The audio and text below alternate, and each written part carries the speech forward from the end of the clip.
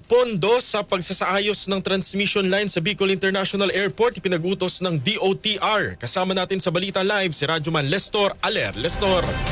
RMN Live Report!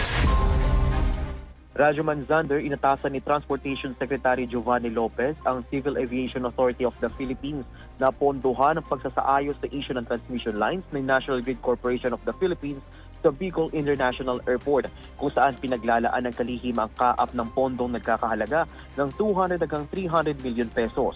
Sinabi ni Lopez sa isang pulong balitaan na underutilized ang paggamit sa 2,500 meters runway ng BIA dulot ng mga obstruction ng transmission line.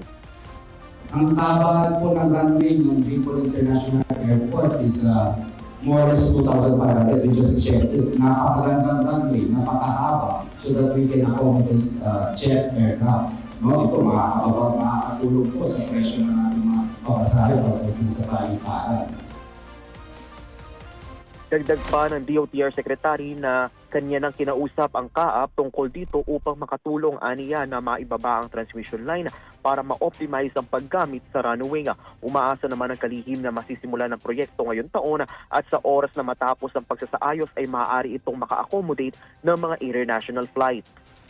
Hopefully we can do it within the year para naman magamit na natin ang talagang purpose ng layunin ng airport, which is an international airport.